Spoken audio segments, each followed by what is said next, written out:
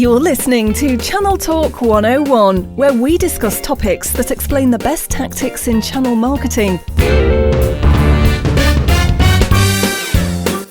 to help manufacturers sell more of their products.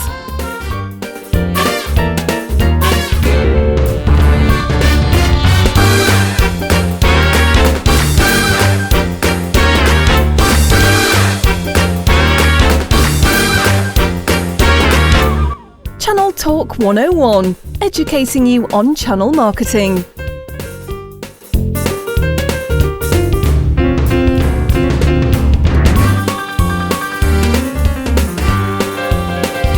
Channel Talk 101, marketing, sales and solutions.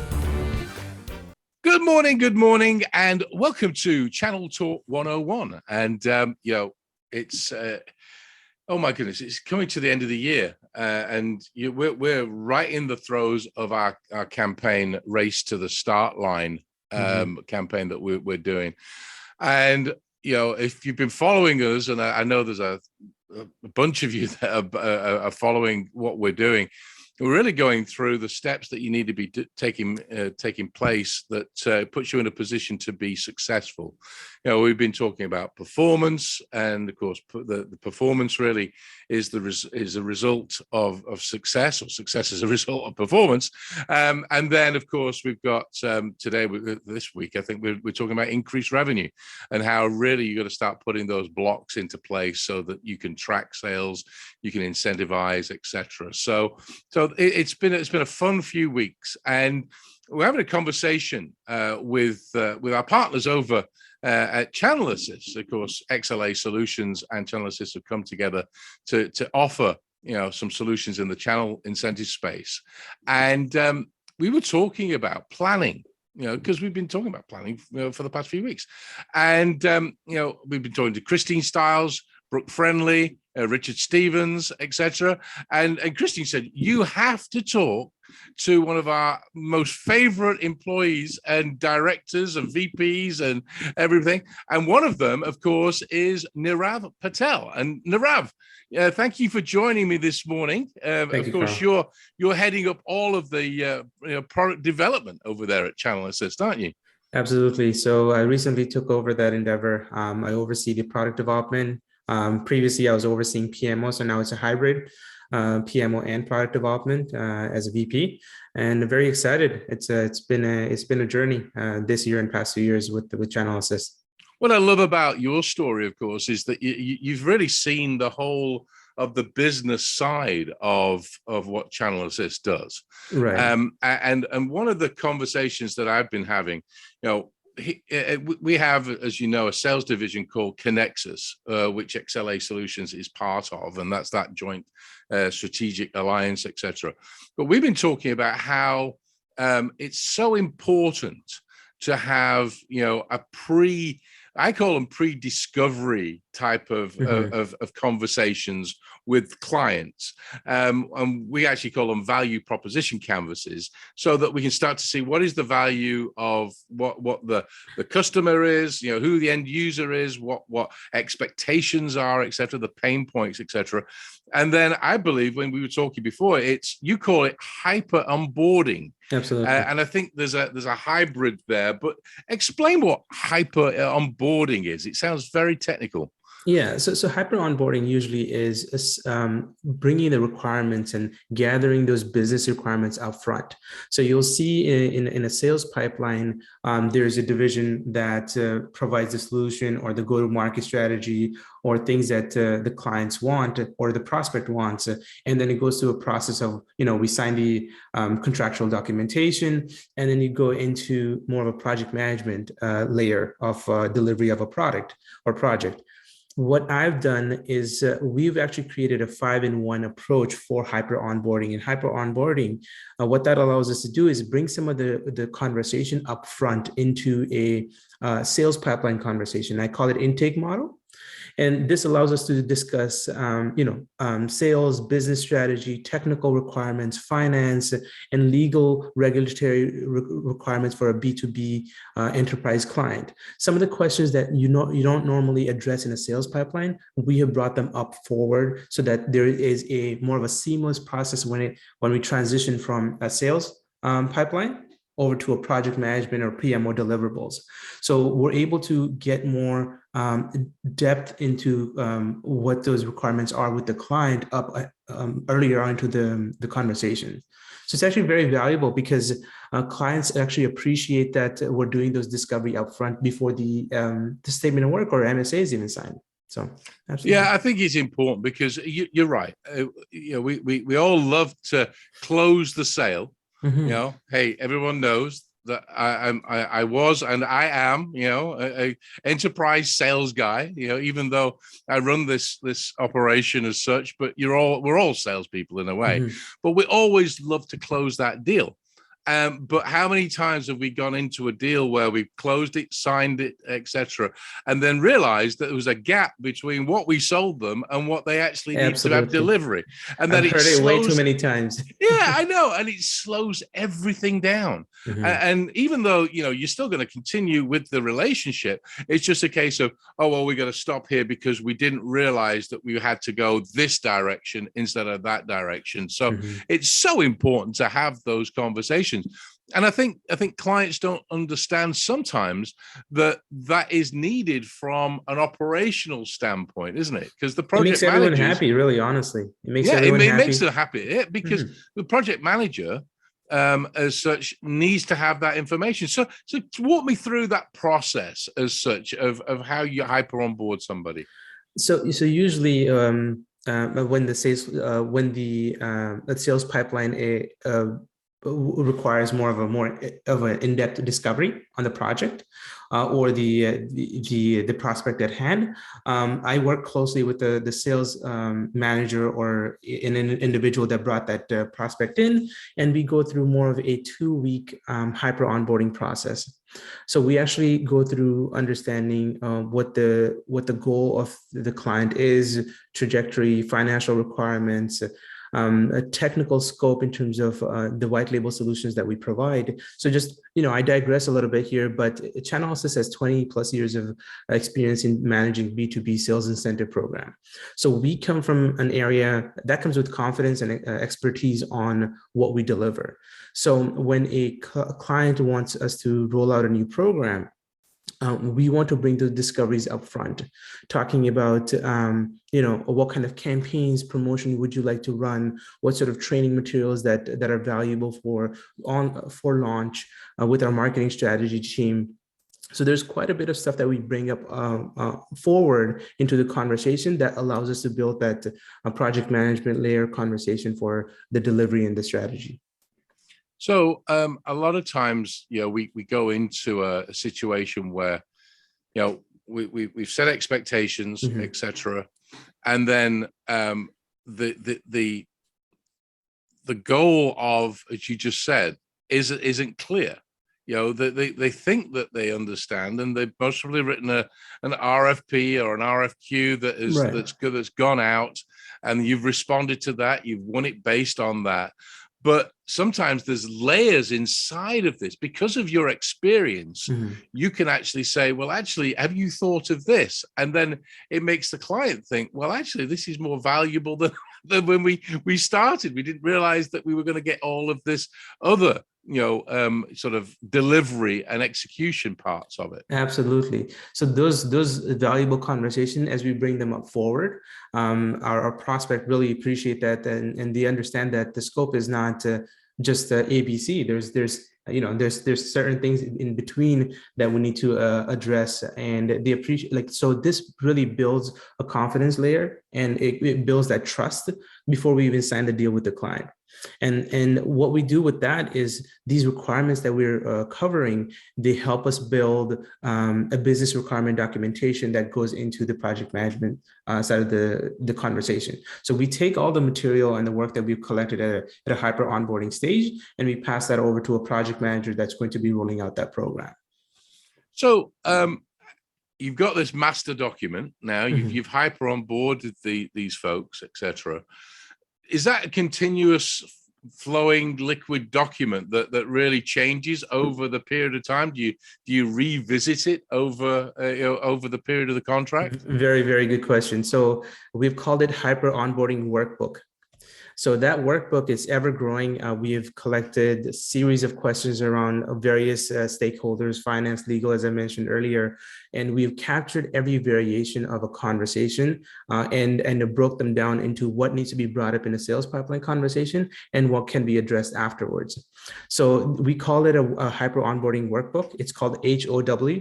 So hyper onboarding workbook, and that is something that we have deployed for the past 2 years, and we're constantly growing that. As similar to how you respond to an RFP, you collect questions, responses, and you curate them and you store them for later usage. So same thing for hyper onboarding. We have a workbook that we constantly reuse for small, medium, large size clients. Well, I mean, I think that's so good, because at the end of the day, you're growing the intelligence and the knowledge, because that's what makes you a better partner. And at the end of the day, there's nothing better than having a vendor-client relationship that really understands the business. Because, let's be honest, yes, we can have subject matter knowledge within certain industries, but there are certain nuances that make a particular company different, and you need to understand that. And what I like about the fact that you've got a fabulous platform that we use as such, that you can it's flexible. So if something comes along, you can actually plug in, can't you, different modules that address something that's been just discovered. Right. So we have a full white label solution. We're able to deploy features and configure them tailored to the client needs. And we have different types of reward offering, let it be reloadable rewards card, Amazon, and merchandise. So we have other offerings that we provide, but the solution is one thing. We're getting requirements up front and understanding the business needs is another. If we understand the business needs, we'll be able to give more of a forward thinking and forward projections on a program from our experience. Well, the other benefit of that, of course, is speed to market. Because again, we talked about it earlier in the conversation. If there's a gap between what you thought you'd sold them and what they need, it slows the process down. But if you get all of that data and that information up front and have those conversations with the stakeholders that are really going to make this happen, then you can actually deploy and start that engagement a lot earlier than if you'd had to stop everything and go, oh, well, our launch date was April. Now it's going to be June, which isn't a good thing because you missed out a whole period of selling period. Absolutely. So I love that idea. My goal is when it comes to hyper onboarding, the goal really is very simple: deliver on time, feature complete, on budget, right? Those are the key major important factors when it comes down to hyper onboarding. We make sure that the client understands what they want from a program that they want to roll out. Right? They may have the bird's eye view of how they want to run the program, but not necessarily the details that go into it. And sometimes those details are necessary to bring up in a sales pipeline conversation. Recently, we had we have a client that's in production. They really appreciated that hyper onboarding process. They used that conversation to bring in another business to us. So it was actually very nice to see that they said, just spend some 2 or 3 weeks with the channel assist. You'll really appreciate the amount of knowledge that you will get from having that session with them. And we're working on rolling that program out in February. Well, again, if you look at the mantra of sales these days, and we talk about it all the time on Business Class News, is that the business landscape has changed. And it's changed because clients are busy doing what they need to do. That's and the whole reason why they bring a partner in like Channel Assist is that they are relying on your expertise. And a lot of cases, and I'm saying this out to the audience because I know you're listening out there, and this is true. You put out a request for a service provider or a vendor request, etc., and you really said, well, this is what I want. And it's not always what you want, it's what you need. and so it's the vendor's responsibility, if they're doing their job, to actually come back and say, yes, we can deliver what you want, but this is also what you need. But to find out what you need to have this hyper onboarding session. So this is what I'm loving. You said it perfectly. Business rules, the connectivity layers, creative marketing. There's so much stuff that's involved in rolling out a B2B program. We don't need to go into the minutiae of that in a sales pipeline, but a client needs to be aware that this is what's going to be that we need to discuss, or can we have certain conversations up front so that we can plan out the future growth of your program, right? Yeah, I mean, the end of the day, why does a client go out and find a vendor partner? It's so that they actually deliver what they need, but they also are leaning on them for that expertise. And sometimes it is that case of extracting the information. It's not because they don't want to, it's just that they don't know that they need to have that extracted from their minds, so that you can start to build a program that's successful. And again, let's look at why businesses actually get repeat business. It's because they've built a true partnership, they're trusted, and they deliver quality. And if you just go and deliver what somebody wants and it doesn't deliver what they need, then you're not going to get a repeat business. The program is not going to be successful because you didn't address the underlying facts that a prospect or a client came to you for professional and subject matter expertise. So very important for us to understand. Yeah. So a question that I always have asked of me, people email me all the time, different things. They say, does it matter what industry, industry sector, in terms of this, pre-discovery, hyper onboarding, etc.? Does it matter what industry, or is it an umbrella? Is it overarching? Does it benefit all industry sectors? It benefits all industry sectors. So I come from B2C as well as B2B. So I've done programs around loyalty, sales incentive, and recognition programs. And bringing discovery up front is very valuable, very attractive for the prospect in understanding the cost model, the delivery plan, when can we deliver certain things. It's very important to have a solution, but also at the same time, understanding that discovery and having that conversation out front is very valuable in any industry. So, Richard Stevens, of course, the president of your company, and I have had several conversations on this show about engagement as such.